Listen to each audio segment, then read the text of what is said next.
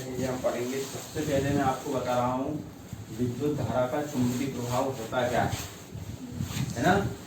विद्युत धारा का चुंबकीय प्रभाव जो हमें बताया गया था वो वैज्ञानिक थे आर्स्टेड। क्या नाम था उन वैज्ञानिक का? आर्स्टेड।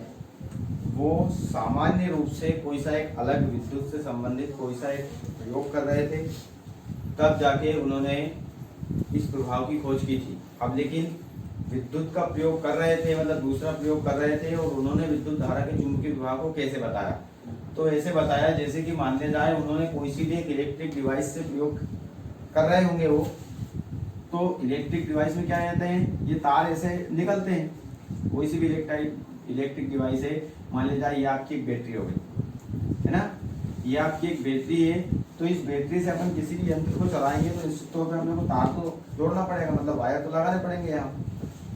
जब उन्होंने ऐसा किया तो वहीं पर जहाँ पे वो प्रयोग कर रहे थे वहीं पर एक चुंबकीय सुई रखी हुई थी। क्या रखी हुई थी? चुंबकीय सुई।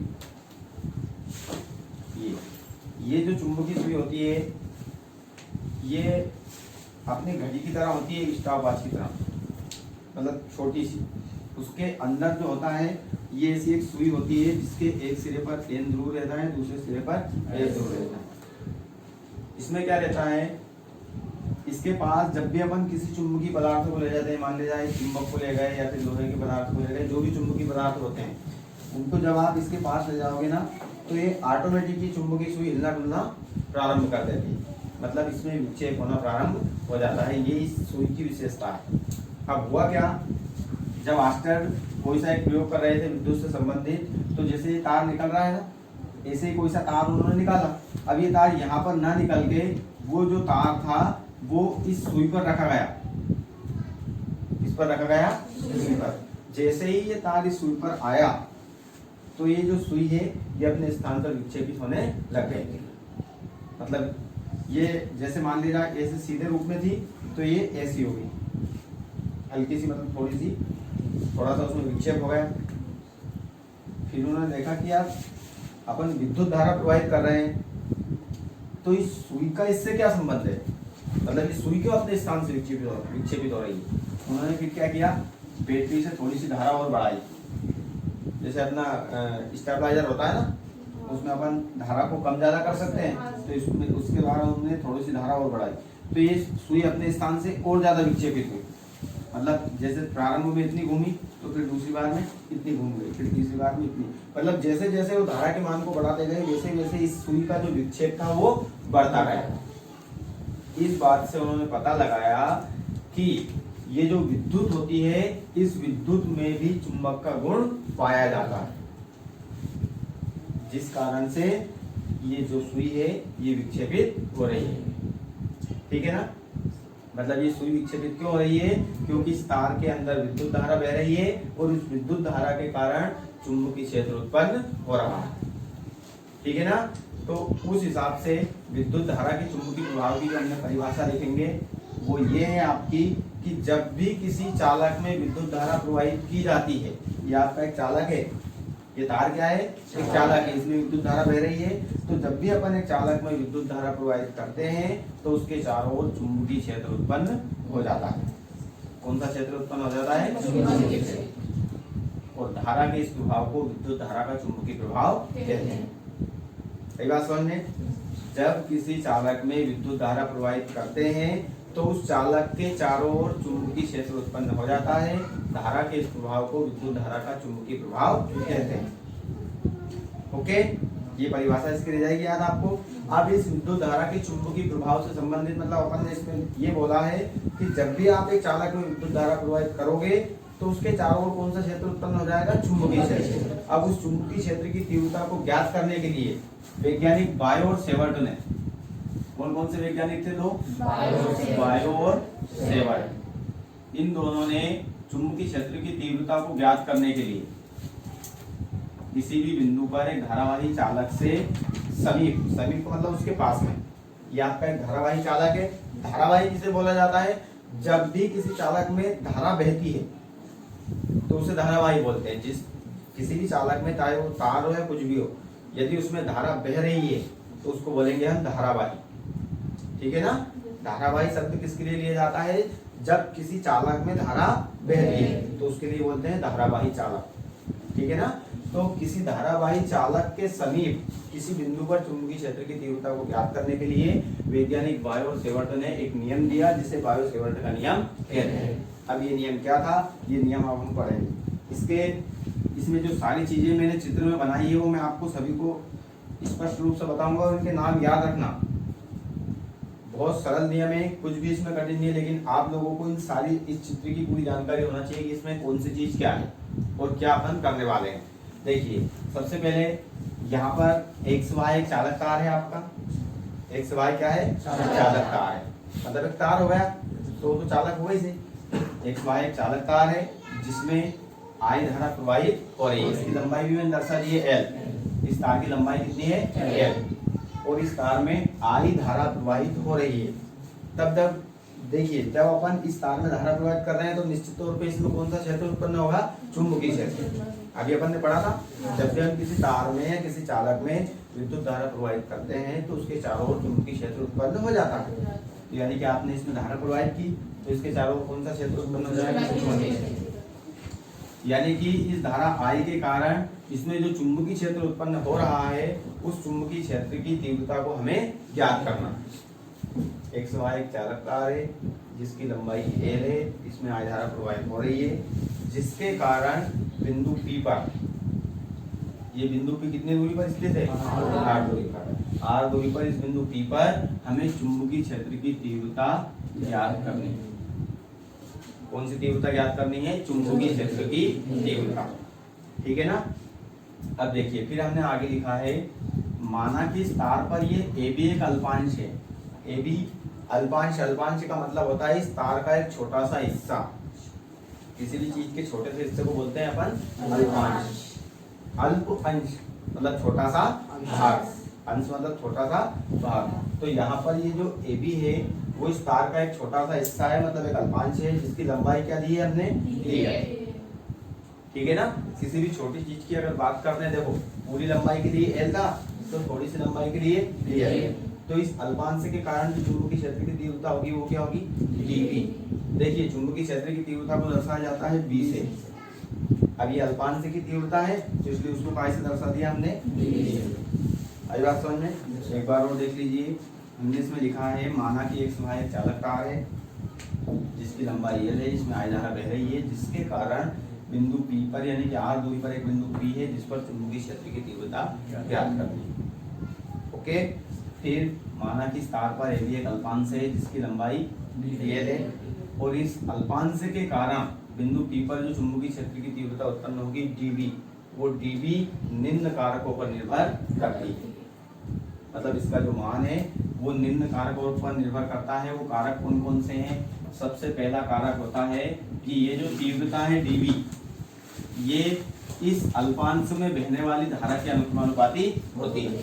देखिए यहाँ पर इस तार में कौन सी धारा बह रही है? I। तो अल्पांश में भी कौन सी धारा बहेगी? क्योंकि कोई अलग से धारा आएगी नहीं, यही धारा बहती हुई ऊपर चली जाएगी।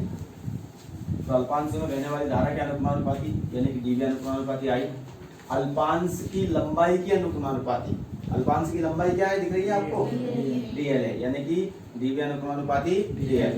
अल्पांश और बिंदु P के बीच में कौन कौन सा बन रहा है? थीटा। इस थीटा की ज्या के अनुपाती। अब ये ज्या नया नाम, जबकि आप बहुत बार इसका उपयोग कर चुके हैं 10वीं में। आपने sine theta, cos theta, tan theta पढ़ा है। साइन थीटा को बोला जाता है ज्या हिंदी में, कोस थीटा को बोला जाता है कोज्या और टेन थीटा को बोला जाता है स्पर्श ज्या। ठीक है ना। तो अभी हाल फिलहाल आप साइन थीटा का नाम याद रखें, साइन का नाम क्या होता है? ज्या। तो इस थीटा की ज्या क्या होगी? साइन थीटा, है ना। यानी कि ये जो तीव्रता है वो इस थीटा की ज्या के अनुक्रमानुपाती होती है। ये थीटा की ज्या, ज्या क्या है? Sine theta. तो साइन थीटा यानी कि dV अनुक्रमानुपाती साइन थीटा। चौथा पॉइंट हमने लिखा है कि अल्पांश और बिंदु P के बीच में जो दूरी है, दूरी क्या है? R। इसके वर्ग के व्युत्क्रमानुपाती। ये इसका वर्ग किया मैंने, वो ये इसके व्युत्क्रमानुपाती मतलब 1 के बटे। ठीक है ना। अब ये 4 पॉइंट हो गए। अब यहाँ पर अपन लिखेंगे उपरोक्त परिणामों को मिलाने पर, उपरोक्त परिणामों को मिलाने पर, उपरोक्त परिणामों को मतलब इन सभी परिणामों को हम मिलाएंगे तो देखिए किस प्रकार से मिलेंगे। डीवी अनुक्रमानुपाती जो इसके बराबर में है डीवी के, उसको बराबर करके लिख दो आई डी एल साइन थीटा। ये सभी तीनों चीजें आपको बराबर में दिख रही हैं इसके डीवी के, और बटे में क्या जाएगा आर स्क्वायर, यानी कि डीवी अनुक्रमानुपाती I D L sine theta बटे आर स्क्वायर। ठीक है ना। अब यहाँ से हम अनुक्रमानुपाती का चिन्ह हटाएंगे तो ये डीवी बराबर हो जाएगा आपका के आई डी एल साइन थीटा बटे में आर स्क्वायर, जहाँ के एक नियतांक है। कूलॉम का नियम किया था ना हमने, उसके जैसे करना है। के एक नियतांक है जिसका मान मापन की पद्धतियों पर निर्भर करता है, मापन की पद्धति पर निर्भर करता है। अब मापन की पद्धतियां तो वैसे 4 होती हैं, है ना, लेकिन हमें 2 पद्धतियों का उपयोग करेंगे। सबसे पहले लेंगे हम सीजीएस पद्धति के लिए। कौन सी पद्धति ले रहे हैं? सीजीएस पद्धति के लिए। सीजीएस पद्धति के लिए के बराबर होता है 1। तो यहाँ पर ये जो आपको के दिखाई दे रहा है, इस के स्थान पर क्या रखेंगे हम 1। तो डीवी बराबर क्या निकल जाएगी? तीव्रता क्या बचा? आई डी एल साइन थीटा और इसके बटे में एक तो ये निकल गया इस तीव्रता का मान। अब दूसरी पद्धति कौन सी आती है आपकी? एसआई पद्धति, है ना। एसआई पद्धति में के बराबर रखेंगे अपन म्यू 0 बटे 4 पाई। म्यू 0 बटे 4 पाई। कूलॉम के नियम में हमने के बराबर क्या रखा था? 1/4 पाई एप्सिलॉन 0, लेकिन इसमें रखेंगे अपन म्यू 0/4 पाई और इसका मान होता है आपका 10⁻⁻⁷। क्या होता है इसका मान? 10⁻⁻⁷। तो यहाँ पर अब ये म्यू 0 नई चीज आ गई, तो इसका नाम भी लिख देता हूँ। म्यू 0 है आपकी निर्वात की चुंबकशीलता, निर्वात की चुंबकशीलता। म्यू 0 क्या है? निर्वात की चुंबकशीलता। अब यहाँ पर ये निर्वात की चुंबकशीलता हो गई। ये वाला जो के का मान है आप कहाँ पे रखेंगे? इसको समीकरण 1 नाम दे दो, है ना। तो यहाँ पर लिखेंगे अपन समीकरण 1 से। समीकरण 1 में मान रखिए डीवी बराबर क्या हो जाएगा आपका? यहाँ इस के स्थान पर आप क्या रखेंगे अपन? म्यू 0/4 पाई। तो ये म्यू 0 बटे 4 पाई। ये अपन ने किसके स्थान पर रखा है? के स्थान पर। बाकी की चीजें ऐसी कैसी लिख देनी। क्या आ जाएगा? आई डी एल साइन थीटा बटे में आर। ये जो नियम है ये यहाँ तक है, और इस सूत्र को आपको याद रखना है क्योंकि अभी आगे अपने को बहुत काम आने वाला है। ठीक है, इसको दे दिया मैंने समीकरण 2। अब इसमें क्या रहता है, कभी कभार मान लिया जाए, आपसे पूछ लिया जाए कि इस चुंबकीय क्षेत्र की तीव्रता का मान कब तो अधिक होगा और कब कम होगा। मतलब किस कंडीशन में अधिक हो सकता है और किस कंडीशन में कम हो सकता है। तो उसके लिए देखिए अपन 2 स्थितियां लिखेंगे इसकी। स्थिति फर्स्ट, यदि थीटा बराबर, स्थिति फर्स्ट जब थीटा बराबर हो आपका 0 डिग्री। थीटा बराबर क्या हो? 0 डिग्री। ये थीटा बराबर 0 डिग्री कब बनेगा? थीटा पहले तो कोण देखो पाएगा के बीच में बन रहा है, इस तार के और इस बिंदु P के बीच में, यानी कि इस लाइन के और इस लाइन के बीच में बन रहा है ना। तो ये हमारा तार है और ये बिंदु P की दूरी है, तो इन दोनों के बीच में आपका थीटा कोण बन रहा है। अब ये थीटा कोण 0 कब बनेगा? यदि ये बिंदु उठ के कहां पर आ जाए? इस तार पर। ये मैंने जो यहाँ पर आ गया, तो फिर इस तार के और इस बिंदु P के बीच में, जैसे मान ले जाए ये बिंदु P यहाँ पर आ गया, तो ये फिर कितने डिग्री का कोण बनेगा? 0 डिग्री। अरे जब भाई ये उठ के यहाँ रखा गया तो फिर इन दोनों के बीच में कितना कोण होगा? 0 डिग्री। तो ये चीज आपको लिख देनी है यहाँ पर। थीटा बराबर 0 डिग्री अर्थात बिंदु P बिंदु तार पर स्थित हो। कहाँ पर स्थित हो? तार पर स्थित हो। तब कितने डिग्री का कोण बनेगा? थीटा बराबर 0 डिग्री। तो इसको समीकरण 2 में मान रखेंगे अपन।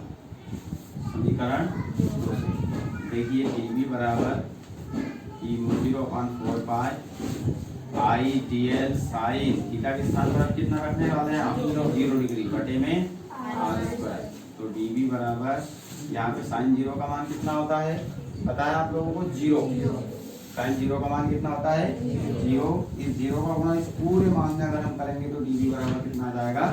0। इस कंडीशन में इसका मान क्या हो गया? न्यूनतम, मतलब कम हो गया। इसके बाद में दूसरी परिस्थिति आती है आपकी स्थिति सेकेंड। यदि थीटा बराबर क्या हो? 90 डिग्री, यानी कि बिंदु P कहाँ पर रहना चाहिए? अब बिंदु P 90 डिग्री का कोण कब बनता है? जब ये ऐसा रहेगा बिल्कुल सीधा, यानी कि इस तार के लंबवत। बिंदु P तार के लंबवत हो, ठीक है। तो बिंदु P तार के लंबवत होगा तो फिर समीकरण 2 से देखिए। समीकरण 2 में हम मान रखेंगे तो dv बराबर जाएगा 0/4 pi I D L sine theta के स्थान पर 90 डिग्री बटे में r²। अब मुझे साइन थीटा का मान बताइए कितना होता है? सॉरी, साइन 90 का मान 1 होता है ना। तो देखिए 0/4 पाई आई डी एल, यहाँ पे साइन 90 का मान क्या हो जाएगा? 1 बटे में क्या चल रहा है? r²। यही बचेगा। और इसका मात्रक होता है चुंबकीय क्षेत्र की तीव्रता का। अपन आगे और पढ़ेंगे इसको। इसका होता है अभी हाल फिलहाल आप याद रखिएगा टेस्ला। क्या मात्रक होता है इसका? इसका मात्रक अपन आगे वाले चैप्टर में निकालेंगे, लेकिन अभी ये पूरा नहीं हुआ है। एक चीज और इसके साथ ऐड होके आती है, 4 नंबर का प्रश्न आएगा। एक चीज और, या तो ये स्थितियां पूछते हैं आपसे, या फिर आपसे ये पूछा जाता है कि इसकी सहायता से 1 एम्पियर धारा की परिभाषा दीजिए। जब भी आपको 1 एम्पियर के लिए, एक विभव के लिए या एक धारिता के लिए कभी भी कोई सा प्रश्न आए तो उस चीज को छोड़कर, जिसके बारे में पूछा गया है उसको छोड़कर सबके बराबर 1 रख दो। सबके बराबर क्या करना है आपको? 1। तो यहाँ पर हम लिखेंगे 1 एम्पियर धारा के लिए। कितनी एम्पियर धारा के लिए? 1, क्योंकि धारा का मात्रक एम्पियर होता है। 1 एम्पियर धारा के लिए, 1 एम्पियर धारा के लिए देखिए अब इस सूत्र में धारा दिख रही है आपको? दिख रही है कि नहीं? धारा को पाई से दर्शाते हैं हम, ये आई दिख रहा है, यानी कि इस आई को बचाना है अपने को, बाकी सबको क्या करना है? 1। अब वो कैसे करेंगे? देखिए सबसे पहले मैं साइन थीटा बराबर रख दूं 1। अब साइन थीटा बराबर 1 कब आएगा? जब थीटा बराबर कितना रखना पड़ेगा आपको? 90 डिग्री। तो यहाँ थीटा बराबर 90 डिग्री कर दें। तो ये थीटा बराबर लिख दिया मैंने 90 डिग्री।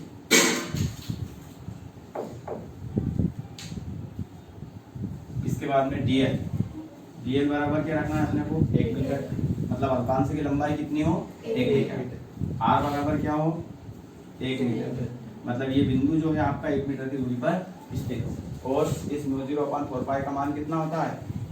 ये लिख चुके हो आप, 10⁻⁷। तो इस dv का मान भी आपको कितना रखना पड़ेगा? 1 नहीं, 10⁻⁷। नहीं तो 10⁻7 बच जाएगा ना। ये कटेगा कहाँ से? ये इसी से कटेगा।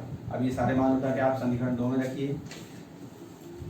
समीकरण 2 में मान रखने पर, समीकरण 2 में आप मान रखेंगे तो dv का मान क्या हो जाएगा? 10⁻⁷। 0/4 पाई का मान होता ही 10⁻⁷ है। आई का मान तो अपने को ज्ञात करना है, इंटू में dl का मान आपने 1 माना, साइन थीटा का मान क्या होगा? 1 बटे में r का मान भी 1। इससे ये कट जाएगा तो यहाँ पे क्या कितना बच जाएगा? 1 बराबर पे आई, या करके इसको ऐसा लिख दो I बराबर 1 एम्पियर। ठीक है।